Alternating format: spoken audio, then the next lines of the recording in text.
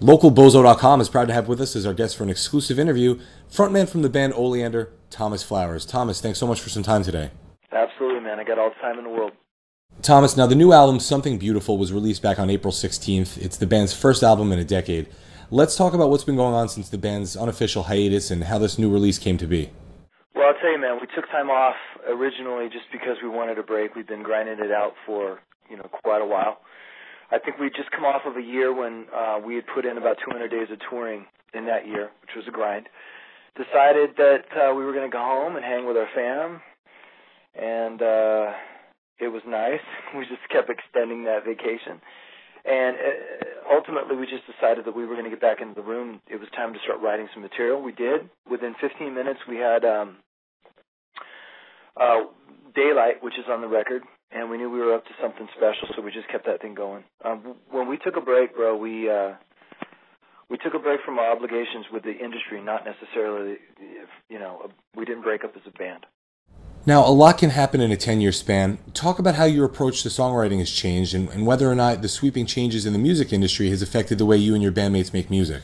No, it hasn't at all, not one iota. The best thing about what we decided to do nearly 10 years ago was that we gave ourselves the luxury of time. We have zero pressure, and we had zero deadlines. Getting back into the rooms, approaching the writing and recording of this particular album was fun.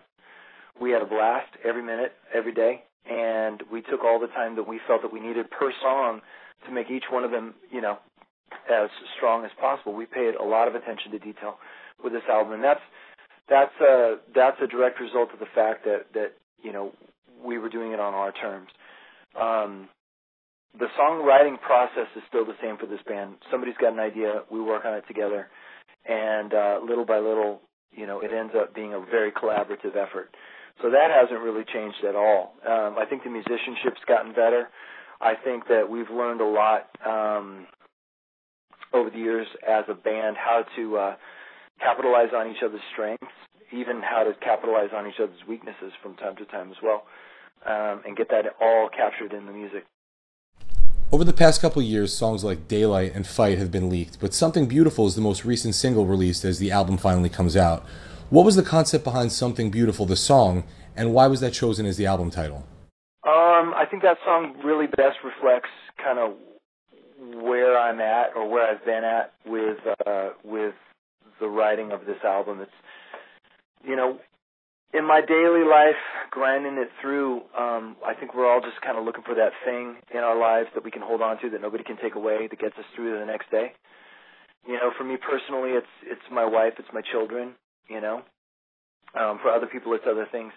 But I think there's a universal theme to what we're all going through. And at the end of the day, we're all just looking for something that we can call our own and that provides us with that meaning and that meaningfulness to get on to the next day.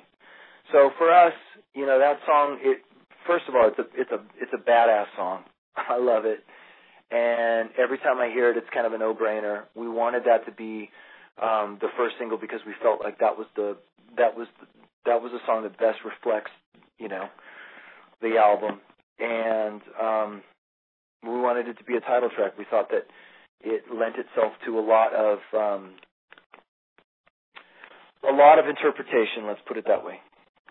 Because you guys sort of did this at your own pace, you could have spent countless hours just tweaking and perfecting the album. But now, just days after its initial release, how satisfied are you with the album itself as a whole?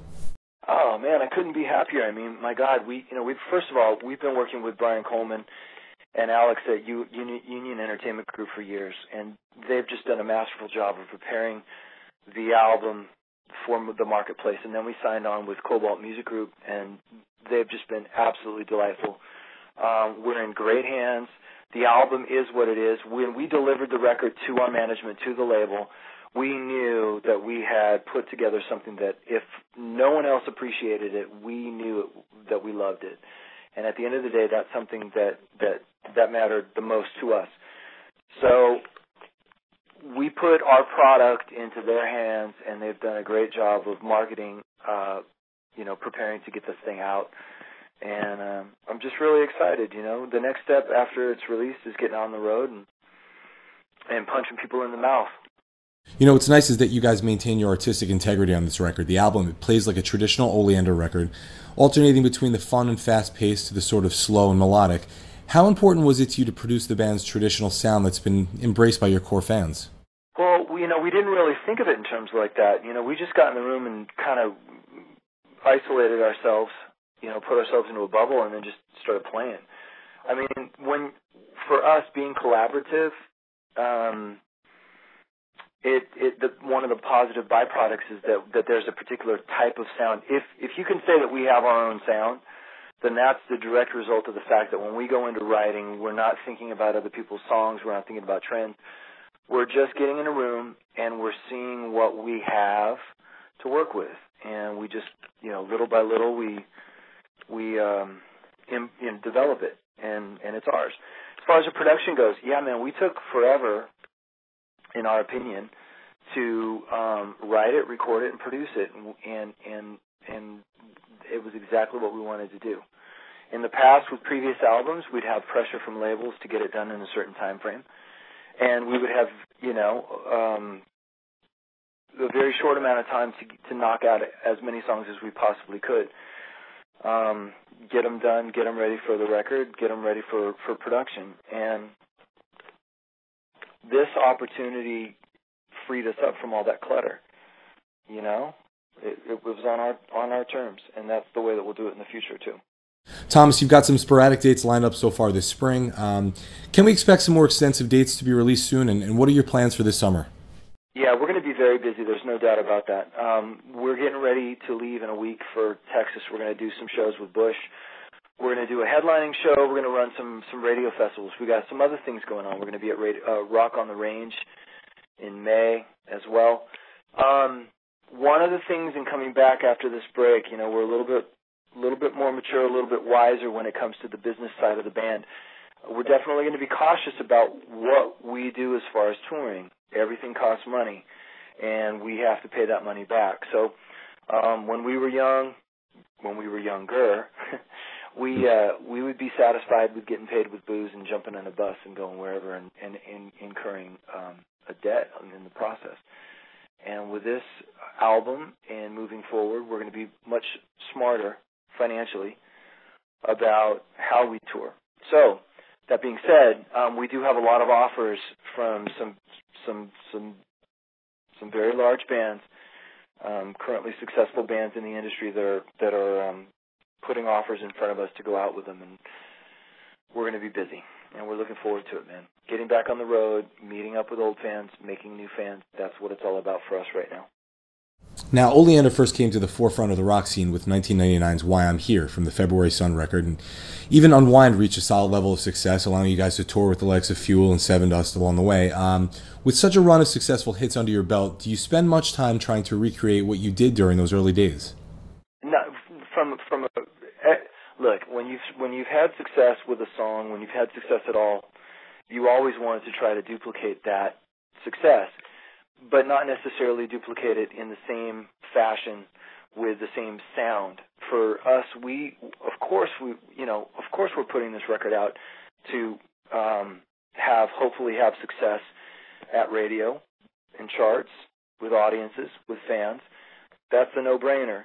But we've never written music to try to copy something that we've already done. We just get in a room and we write what we write, and we try to make that as palatable as possible for us first, and then as exciting as possible for new listeners.